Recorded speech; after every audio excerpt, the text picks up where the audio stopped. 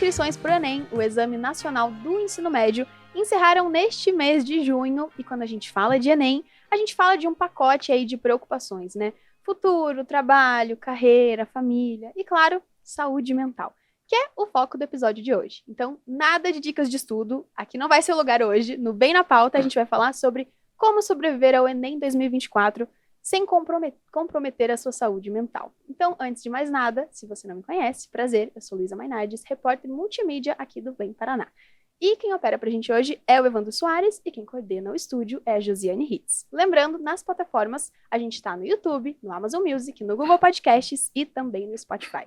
Então, para o episódio de hoje, a gente está aqui com o psicólogo e orientador educacional no Curso Positivo, Ivo Carraro. Seja muito bem-vindo. Muito obrigado pelo convite.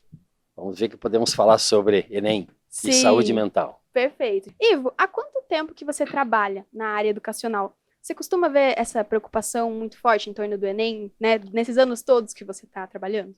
A minha vida, sabe, Luísa, é pautada pela educação. Eu era bem jovem, assim como você, faz muito tempo. E eu tive um professor de matemática chamado José Luiz, e ele me inspirou a ser professor de matemática. Nossa! E eu fui ser professor de matemática porque me inspirei num professor, né? Hoje o professor José Luiz, ele é coordenador, diretor do Planetário do Colégio Estadual do Paraná. E foi meu professor de matemática lá no meu tempo de ginásio, que eu chamo assim, ensino fundamental. Então eu fui ser professor de matemática, cursei matemática, e aí lecionei matemática há muito tempo. E na véspera de prova da matemática, os meus alunos me diziam: professor, dê rápido a prova antes que eu esqueça. Eles estavam com a ansiedade muito alta por causa da prova de matemática. E estavam não conseguindo dormir direito, porque no dia seguinte ia ter prova de matemática. E matemática é uma disciplina igual a outra, só que assustava os meninos, talvez assuste até hoje. Sim. Então eu fui estudar o cérebro dos meus alunos de uma forma autodidática, para ver como é que o cérebro guarda as informações, as memórias de longo prazo e tal, para que eu pudesse dar a minha aula de acordo com aquela questão. Então, preparava a minha aula de acordo com o que os meus alunos aprendiam, para ficar mais fácil a questão da matemática. Sim. E aí, um certo dia, o meu diretor da escola, onde eu lecionava matemática, disse: o Ivo Carraro, você quer ser diretor da escola? E aí, a vida é como um surfista que vai para o mar. Ele não sabe que tipo de onda que vem. Sim. Então me veio uma onda de ser diretor de uma escola, e eu sendo um professor de matemática, eu topei e pegar a onda. Baita desafio de ser diretor da escola. E aí, para fazer esse trabalho de direção de escola, eu precisava falar com professores, coordenadores, famílias, alunos. Então eu fui estudar psicologia, para ver como é que o cérebro funciona, como é que a mente funciona, para que eu pudesse, então, orientar as pessoas nesse sentido. Então, da matemática, de sala de aula, fui para a direção de escola, faço isso até hoje, e por isso que a minha especialidade é neurociência e psicanálise, como é que o cérebro responde às adversidades, como é que ele responde às provas do Enem, dos vestibulares, como é que é esse estado emocional nessa caminhada toda para essa moçada aí. Que legal, foi pela curiosidade mesmo, então. Foi por curiosidade e por aprimoramento pessoal. Legal. Né? Porque quando você está numa profissão, você precisa estar constantemente se aprimorando. Então a psicologia veio para aprimorar aquele meu conhecimento da matemática. Tanto é que a psicologia que eu aplico hoje com os meus alunos, ela tem uma lógica. E a lógica da matemática me trouxe isso. Ah, que legal! O vestibular, ele existe há bastante tempo, né? O Enem é um pouco mais recente. Quando começou ali essa discussão do Enem, demorou um pouquinho para ele ser considerado uma prova importante como é hoje, mas como foi para você acompanhar esse processo e hoje tá vendo esse resultado, né, de tantos anos? Precisa, sabe, Luísa, compreender um fator interessante, né? Para entender a questão do Enem. A relação das pessoas com o tempo. Eu noto isso na minha prática profissional, que quando o Enem está se aproximando, quando o vestibular está se aproximando, há uma certa alteração no estado emocional das pessoas. Elas ficam preocupadas, ficam com medo, ficam tensas, né? Então vamos conceituar o que é o tempo na vida das pessoas. Dividimos o tempo em 3 segmentos: o presente, o passado e o futuro. O presente tem uma expressão que diz aqui e agora. Então, aqui nós estamos num estúdio, estamos em determinado dia do mês e estamos no horário, aqui e agora. E o que é o futuro? Então, o futuro é algo que está vindo em minha direção. Por exemplo, se eu fico, mas eu não saio daqui, eu estou aqui. mas é o tempo que vai passar por mim. Então, daqui um minuto, o tempo o presente já não é aquele minuto anterior, é sempre o momento presente. Perfeito. Então, nesse raciocínio, tem uma expressão assim que as pessoas dizem, sabedoria popular, né? O tempo passa, o tempo voa, nós estamos no meio de ano. Por que o tempo passa? Porque não sou eu que vou em direção ao futuro, é o futuro que está vindo em minha direção. Olha só. Porque o futuro não existe ainda. O futuro só vai existir no meu momento presente, mas eu não saio daqui. Sim. Então, o futuro está vindo em minha direção e ele vai passar por mim e vai se tornar passado. Perfeito. Então, a grande questão do estado emocional, da saúde mental das pessoas, não só dos estudantes do Enem, mas de uma forma universal, é que as pessoas saem do momento presente em pensamento e vão para o futuro. Mas o futuro não existe ainda, o futuro está chegando. Sim. E também as pessoas podem se deslocar em pensamento do presente e vão para o passado, que não existe mais, porque já passou. A preocupação com o Enem é que ele está agendado para ser no mês de novembro deste ano, Sim. por aí, 2 finais de semana. E tem pessoas que já estão preocupadas com isso. Ora, preocupar-se com o Enem agora é algo que não existe ainda. O Enem vai chegar. Ele está vindo em minha direção, ele vai passar por mim. Não sou eu que passo no vestibular, ou eu passo na prova do Enem. É o vestibular que passa por mim. Por isso o tempo passa para mim, mas eu não saio do presente. Né? Então, essa grande questão da saúde mental é que as pessoas vão muito lá para o futuro que não existe ainda, e aí esquece do presente e adoece. Né? Por isso que tem um princípio, sabe, Luísa, espetacular, que eu gosto muito, né? Quando você vai numa festa, tem uma festa programada em determinado dia, você não se prepara para aquela festa? Sim. Você prepara para a festa. Você vai numa entrevista de trabalho, você se prepara para aquela entrevista de trabalho. Você se prepara para uma eventualidade, se prepara. Ora, o Enem vai chegar, então eu preciso me preparar quando ele chegar. A grande questão das pessoas que ficam comprometidas à saúde mental é que elas ficam preocupadas como sendo uma situação de risco, de perigo, se assustam e às vezes acabam não se preparando bem. Então, segredo da vida, segredo do Enem, prepare-se quando o vestibular chegar, prepare-se quando o Enem chegar, ele vai passar pelas pessoas, eles vão fazer umas perguntas e a pessoa só fica com o gabarito e a onda vai embora. O tempo é como uma onda do mar. Ela vem do mar em direção à praia, mas não volta para a praia. Ela vai para o passado e não volta mais. Sim. Quando as pessoas se preocupam muito com o futuro, com o que vai acontecer, mas não chegou ainda, é a ansiedade. A ansiedade, então, é a sensação que a pessoa tem de olho aberto, boca seca, taquicardia, não consegue dormir, calorão, porque saiu em pensamento do presente e foi para o futuro que não existe ainda. Projeção. Projetou o pensamento e aí adoece.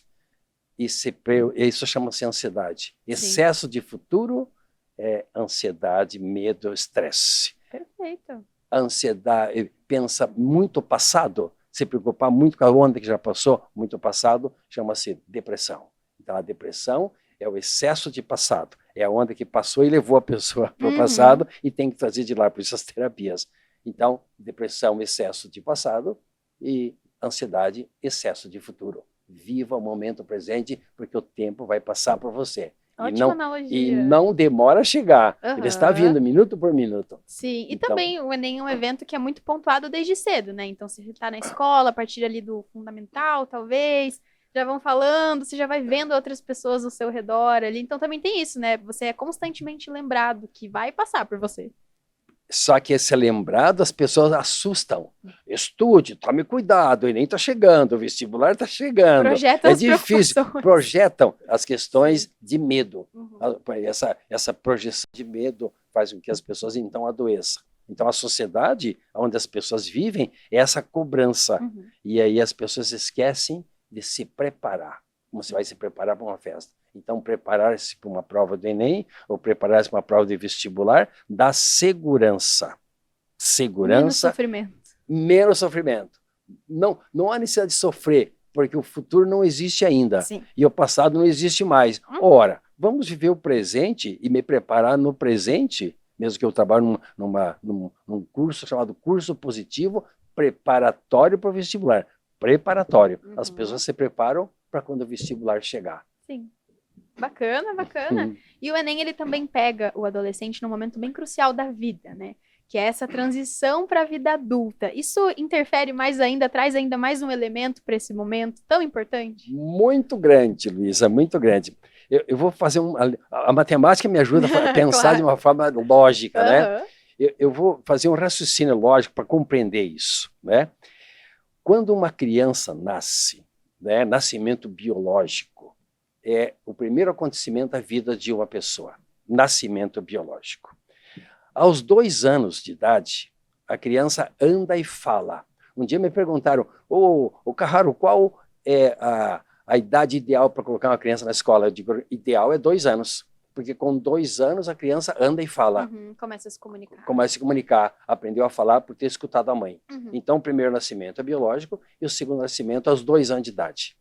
Existe um terceiro nascimento, que é antes da adolescência, chamado puberdade, 14, 15, 16 anos por aí, onde existe uma explosão de hormônios, o corpo muda. Quimicamente. Né? Quimicamente. E essa muda. Então tem uma coisa chamada estirão na puberdade, né? Onde os braços ficam mais estendidos e as pernas ficam mais estendidas, as roupas parecem que encolheram. O mas rosto vai começando a... Mudou, por isso a puberdade, eles são muito amigos do espelho, porque no espelho estão se olhando, quem sou eu agora? Sim. Não sou mais criança e não sou adulto ainda. É o puber, então eles estão fazendo com que o cérebro veja uma nova imagem mudando por causa dos hormônios da mudança. Sim. Então, o cérebro, para dar conta desse corpo novo, por causa da puberdade, por causa dos hormônios, o cérebro tem que se transformar. Chama-se adolescência. Na época do Enem. Então, há tudo isso acontecendo ao mesmo tempo. Um nascimento para a vida adulta, porque é o terceiro nascimento, o primeiro biológico, o segundo é o nascimento de 2 anos, anda e fala, e o terceiro é a adolescência. Então, assim, indo para o nascimento novo, para a vida nova do adulto, precisando fazer uma prova do Enem, precisando definir uma profissão, ele está no inferno astral para dar conta disso tudo. Então, ele precisa de ajuda, precisa de apoio, precisa de acolhimento para entender aquela realidade dele na época que ele está passando. Por isso, as grandes questões emocionais na adolescência, porque é uma avalanche de acontecimentos internos e externos por causa dos vestibulares e a profissão. E o pai diz, vai estudar o quê? Ele diz, não sei direito, você precisa fazer uma coisa, vai fazer o quê da vida? E que profissão vai seguir? Vai ser médico, vai ser engenheiro? E ele não sabe nem quem ele é. Sim. Para depois saber ainda qual profissão que vai seguir. Eis a grande questão da adolescência. Que momento, hein? Que momento. Mas ele passa. Chama-se transformação. É um momento de transformação e passa como as ondas do tempo passam, do início, a questão do futuro que está chegando. Sim. Então, a adolescência é uma onda do tempo que passa pelos adolescentes e que passa e que vai ser futuro e vai se transformar em pessoa adulta. Lembrando, então, o tempo passa, como um período da adolescência também passa, e aí o vestibular também passa. Então, tudo passa. Tudo passa. Perfeito. Porque a onda do tempo passa, a idade passa e assim vai. Legal! E você também acompanhou, durante os anos, o avanço tecnológico e como isso influencia também ali no dia a dia, no estudo ou não, dos adolescentes. E hoje em dia a gente tem muitos perfis nas redes sociais desses adolescentes que estão estudando, que mostram a rotina que eles fazem. E acaba existindo aquela comparação, né? Puxa, eu não estou estudando quanto essa pessoa, eu queria tentar fazer essa rotina, mas aí não consegue, se frustra. Existe essa preocupação vindo dos seus estudantes, por exemplo? Essa comparação, ela faz mal? Faz muito mal. O grande problema dos seres humanos é que se comparam com os outros. Verdade. E eu sou uma pessoa, eu sou singular. Não existe um outro Ivo Carraro no mundo. Se existe um só, mas não sou eu. Não existe uma outra Luísa. É a única Luísa que temos, né? Então pode existir uma com o mesmo nome, mas é uma outra história. Sim. A Luísa é singular, eu sou singular. Eu não posso me comparar com outro Ivo Carraro. Eu não posso me comparar com outra Luísa, porque cada um tem a sua história, cada um tem a sua vivência, cada um lida com o tempo, com a vida do seu jeito. Sim. Então, quando eles vão para as redes sociais e se comparam com alguém, o grande equívoco Eles esquecem que eles são eles, singulares, filho da mãe deles, filho único da mãe deles, um filho é diferente do outro, cada filho é singular. Então, a rede social tem que tomar alguns cuidados. Então, faz uma selfie, felicidade, está alegre, da selfie, como se o mundo estivesse alegre. Então, ele se compara que também tem que estar alegre, Sim. porque a selfie, as pessoas estão sempre alegres. Se tivesse a obrigação de estar bem, Sim. e às vezes não está bem. Sim, as pessoas mostram aquilo que elas querem mostrar para o mundo, né? Ninguém vai mostrar a parte difícil. Para despertar a comparação. Uhum. Tá? Então, as pessoas fotografam pratos bonitos tá, nos restaurantes, as pessoas fotografam lugares onde elas estão, isso tudo existe o fator de comparação. O cuidado que precisa ter de não se comparar. A vida é tua, o projeto de vida é teu, você é único, não tem alguém igual a você. Se orgulhe de quem você é. Isso aí! E eu acho que outro fator aí da comparação que também tem super a ver é os cursos, né? A gente tem cursos aí que são muito concorridos. Sim. É claro que os cursos menos concorridos, eles também não deixam de ser difíceis, porque é uma prova, enfim. Tá. Mas a gente tem alguns cursos aí que, quando você vê os números e você vê, nossa, eu tô com tanta dessa gente aqui, eu tenho que ser melhor do que todas essas pessoas. O que torna esse momento um pouquinho mais fácil de lidar pensando nesses cursos aí que são chave, que a gente já sabe que são realmente complicados? Voltando ao tempo novamente, Perfeito. que as pessoas se preocupem em se preparar para o vestibular que farão e se preparar para o concurso. Preparação. Quanto ao curso mais concorrido ou menos concorrido, eu gosto muito de ter o que é uma profissão, porque não existe o quarto ano do ensino médio, vai até o terceiro ano, né? Sim. O que é uma profissão? Que seria a saída do ensino médio. Os cursos mais concorridos são aqueles cursos que dá certo um status, dá certo uma grife. Mas eu gosto que as pessoas pensem muito, sabe, Luiz, que o que é uma profissão? A neurociência é muito taxativa, ela conceitua a profissão numa linha só. Ela diz que profissão é uma atividade prática onde você aplica a tua inteligência, ponto. E o que é inteligência? É algo que se desenvolveu ao longo da vida. Uma criança, quando nasce, não é inteligente. A criança desenvolve inteligência pelas experiências de vida. Então, se a pessoa a importância do autoconhecimento. Você é uma jornalista, né? Então, você tem uma inteligência direcionada para a comunicação. Você deve escrever bem, você fala bem, se expressa bem. Então, você aplicou o teu talento que você desenvolveu ao longo da vida na comunicação. Eu desenvolvi um talento em matemática porque eu desenvolvi isso ao longo da vida. Então, apliquei professor de matemática. Mas depois eu fui para a psicologia, então desenvolvi o talento. Então, eu aplico o talento na minha atividade prática. Esse é o grande segredo de escolher uma profissão. Quem é você? No que você é bom? No que você vai bem? O que te interessa? Aquilo que você levanta de manhã, a toda, não precisa dar uns minutinhos a mais lá no soneca, porque você está indo para algo que te faz bem. E que se faça isso não olhando a concorrência, mas faça isso onde você vai aplicar o teu talento naquela atividade. Se você é muito bom em matemática, veja uma engenharia. Aqui um detalhe interessante, alguns pais se equivocam, alguns filhos também se equivocam. O pai diz, minha filha gosta de matemática, então vai para engenharia. Não necessariamente, ela pode gostar de matemática para não ser engenharia a profissão dela, mas ela desenvolveu esse talento. E ela desenvolveu também um talento ligado com biologia, então vai na área biológica. Ou na tua área, por exemplo, comunicação, língua portuguesa. Então, há uma inteligência chamada sinestésica, que é o esporte. Vamos ter esporte agora no meio de ano. São pessoas que praticam aquilo com uma habilidade tamanha, que desenvolvem uma inteligência sinestésica de movimento. Então, aplique o teu conhecimento, quem é você, no que você vai bem, e aplica isso num trabalho, numa profissão. E não se preocupe com concorrência. Se prepare. Preparar-se para a festa, preparar-se para a entrevista, preparar-se para o futuro quando ele chegar. Porque ele vai chegar e vai trazer o vestibular onde vai aplicar o teu talento. E você, de repente, vai se sair muito bem. Se caso não conseguir na primeira, repete, vai para frente, porque às vezes não é na primeira que eu consiga, mas se eu persisto, eu escolho e persisto, e nessa minha persistência eu vou vencer, porque eu fui persistente. A gente escuta várias histórias, né, de pessoas que estudaram, fizeram vestibular por alguns anos, depois, no momento que parou, que refletiu, ou que, enfim, tomou mais conta de si, foi esse momento que a pessoa conseguiu passar. Isso acontece, né? E o momento é a escolha. Na vida, é preciso fazer escolhas. Como é que você escolhe uma profissão? Escolhe de acordo com a tua inteligência, o que se desenvolveu ao longo da vida. Uhum. É a escolha. Você vai num restaurante e você tem 3 tipos de alimento, por exemplo. Então, você escolhe um, pode escolher um só. Escolhe um, perde os 2. Mas você escolheu. Sim. Na vida, você precisa fazer escolhas. Que escolha você faz? Algo que te dê prazer, que seja um hobby na tua vida. E isso vai acontecer de acordo com onde você vai aplicar o teu talento, né, na tua atividade. Uhum. É muito bom fazer isso. Sim. Não tem nenhuma profissão, tem um hobby, porque faz algo que faz bem para a alma, faz bem para o coração, faz bem para si próprio.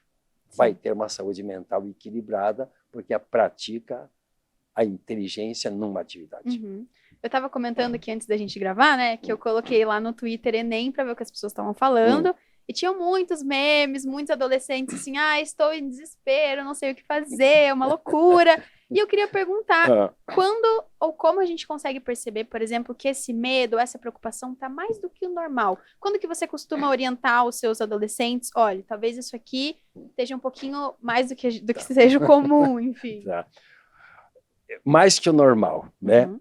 A ansiedade é bom, é preciso ter. A ansiedade protege a minha vida, né? O medo protege a minha vida. Vou dar algum exemplo para ficar mais fácil. Sim. Nós vamos cruzar uma rua e nós olhamos para os lados, porque a ansiedade diz, tome cuidado, pode ter uma situação de perigo. Então, a ansiedade é interessante. Você vai na praia ou não vai muito no fundo, porque corre risco de vida. Então, o cérebro humano, onde está a ansiedade, quer me proteger. Sobrevivência, pronto. Sim. Então, o medo faz parte. Você, provavelmente, é uma pessoa tem um certo medo de cruzar a rua, praia, e subir num prédio, no alto, dá medo. Então, o medo me protege.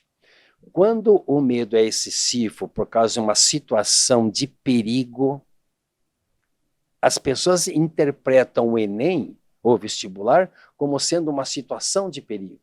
Sim. E aí se acerba o medo e a ansiedade, torna-se pânico, porque interpreta o vestibular como sendo um leão, como sendo um bicho de 7 cabeças, como falam. Mas, na verdade, o que o vestibular é? Quer fazer umas perguntas daquilo que você preparou.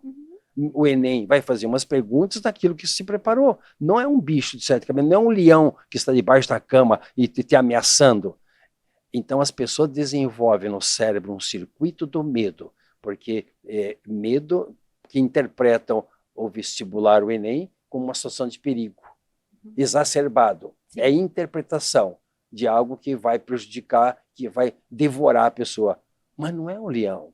É simplesmente uma prova que vai fazer umas perguntas e você vai responder de acordo com o que você está preparado. Não tem muito segredo. Sim. Então, quando as pessoas têm o medo exacerbado, como se diz, elas têm a boca seca, taquicardia. Vai para o físico. Né? Aí somatiza, aí é o estresse. Porque medo e ansiedade faz da mesma moeda. Sim. O estresse é uma reação no organismo, no corpo. Certo. Então, taquicardia, pressão alta, disfunções intestinais, não consegue dormir, irritabilidade, não se concentra nos estudos, mas se apavora. E o pior, Luísa, vai tomar medicamento para isso. Né? A medicação não consegue fazer a prova pela pessoa. Não sou contra a medicação, mas é preciso, prescrição médica, mas é preciso tomar uns cuidados, que é comportamental. A questão não é neurológica, é o medo, é uma natureza da humanidade. Toda situação que a pessoa interprete como uma situação de perigo desencadeia o estresse e a pessoa não consegue se concentrar. Então, repetindo, o Enem não é um leão, tampouco o vestibular. Se você estiver preparado, durma bem e espere o futuro chegar. Como diz o Einstein, ele não demora, chega rápido demais, umas ondas que vêm em direção ao mar. Era bem nesse ponto que eu ia entrar, porque a gente sabe que para se preparar, a gente tem que sentar, estudar, faz parte, Sim. não tem como fugir disso. Sim. Mas o que mais que a gente pode adicionar aí na rotina para seguir tão disciplinadamente quanto estudar? Então a gente sabe que a gente tem que estudar bem certinho, mas que outros aspectos da rotina que são importantes de ficar bem atento? Primeiro, cuidado com a internet de madrugada. Olha. Porque o azul do computador, o azul do celular, a pigmentação azul informa o cérebro que é dia.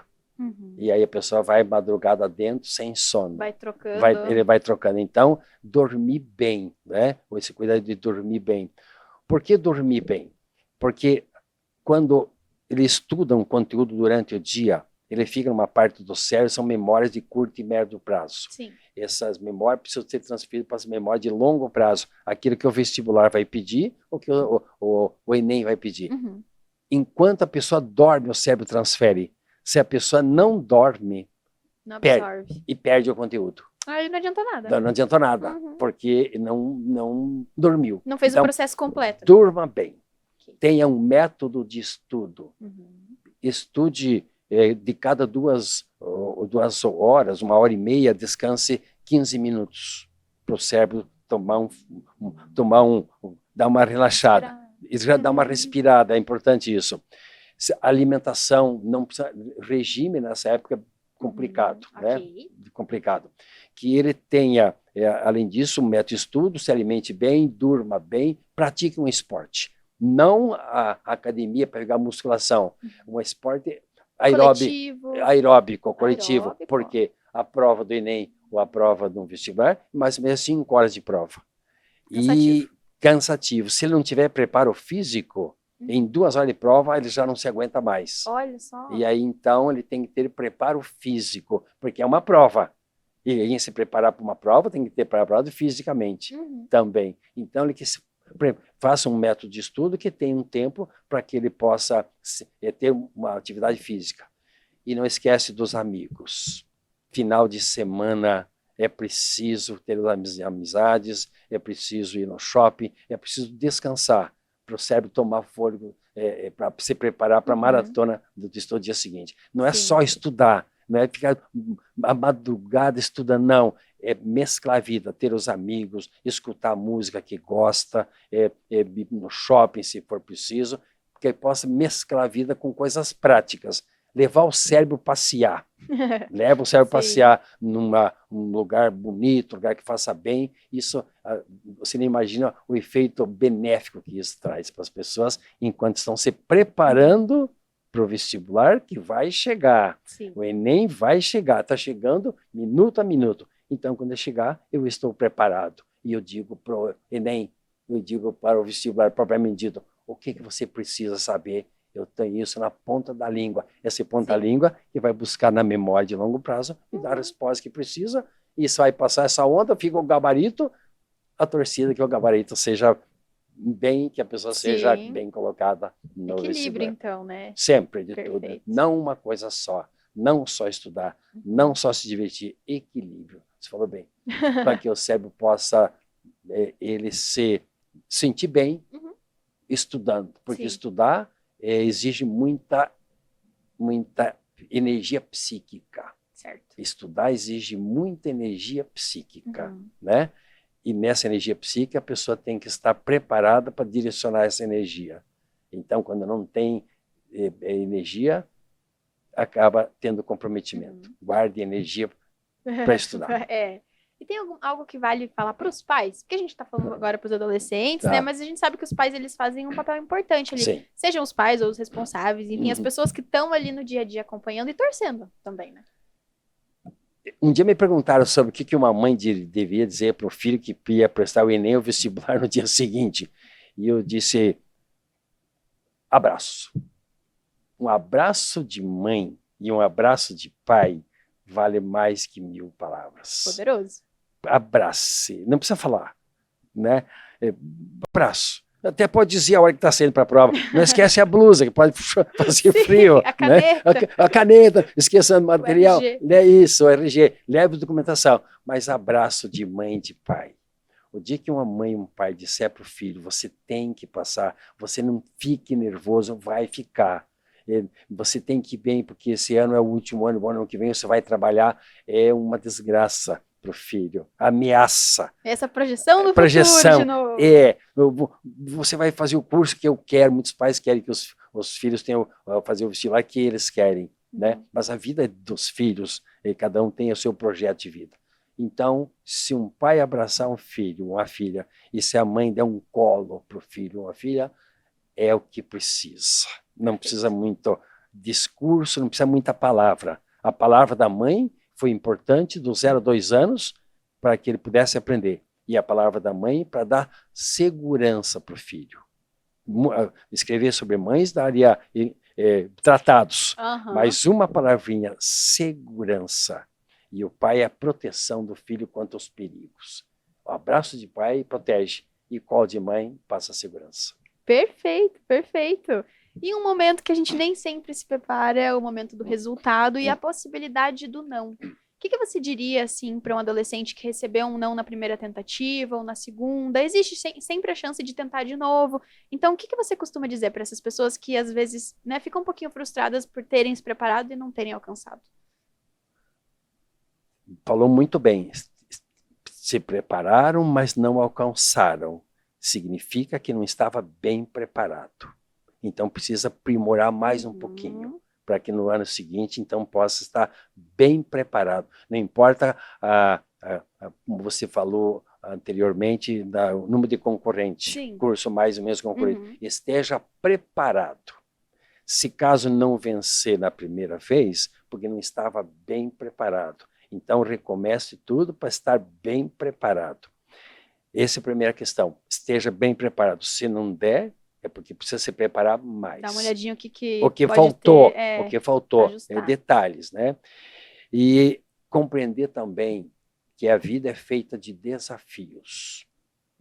O desafio é inerente à evolução humana. A vida não é só vencer, a vida tem que aprender, o aprendizado para viver esses desafios que eu vou vencendo, que nem sempre eles são vencidos na primeira. É preciso retomar o caminho e, em seguida, mais força para pular o obstáculo, vencer o obstáculo. Então, essa é a grande caminhada. É que eu sempre digo, certamente as pessoas já usaram o Uber como meio de transporte. E o Uber faz 2 perguntas para te atender. Onde você está e onde você vai. Sim. Né? Então, você tem que saber para onde você vai, ter um propósito, né? O teu destino. Imagina o Uber lá, você escrever, para onde você vai? Escrever, não sei. O Uber não vai te atender. Não. Mas depois que o motorista sabe para onde te levar, ele liga um GPS. O GPS mostra caminhos. E às vezes tem que fazer correção de rota para chegar onde você quer. O trânsito, alguma rua interditada e tal. O GPS mostra caminhos. A vida é assim também. Eu tenho que ter um GPS que me mostre um caminho. Mas às vezes eu tenho algumas dificuldades para chegar onde eu quero. Sim. Mas eu não posso desistir porque eu sei onde eu quero chegar. Então essa é a grande questão, se existe ou não. O não é para a pessoa olhar-se, analisar-se, e interpretar o que eu preciso para que possa receber um sim. Porque a vida não vai dizer sim sempre. É preciso uns não para te fortalecer. Ok, perfeito. Foram todas as minhas perguntas, passou voando. Muito obrigada pela sua participação. São tantos anos aí de conhecimento que a gente valoriza muito esse tipo de orientação. Muito obrigada. Muito obrigado pelo convite, Luiz, aí que eu preciso dizer, e desejaria para todos os jovens que estão, e não jovens que estão nos acompanhando, eu diria para eles o que é a vida. E que eles entendam que a vida é uma grande viagem em direção ao mundo. O mundo não muda. O mundo continua sendo um mundo, né? É dia, é noite, é chuva, é verão, é vento. O mundo é mundo. O mundo gira em torno de si, rotação, em torno do Sol, translação. O mundo é mundo. O mundo não muda. O que muda é a minha percepção de como que eu vou em direção ao mundo. Gosto de pensar assim, dentro dos princípios psicanalíticos, que a vida é uma grande viagem que eu faço em direção ao mundo. E quando nessa viagem eu tenho sims e tenho nãos, mas eu tenho que estar preparado para a viagem, para que eu possa chegar no mundo e não mudar o mundo, mas mudar o meu mundo. E aproveitar. Isso, e esse mundo que eu crio, a minha realidade que eu crio como profissionais que eu sou, eu criei esse mundo na minha viagem. Um abraço a todos. Que mensagem bonita. Obrigada mais uma vez. E muito obrigada a você também que assistiu até aqui. Então não esquece de deixar um gostei, comentar quais outros assuntos que você acha interessante da gente trazer aqui para o Bem na Pauta. E, claro, eu te espero numa próxima. Até! Tchau, tchau!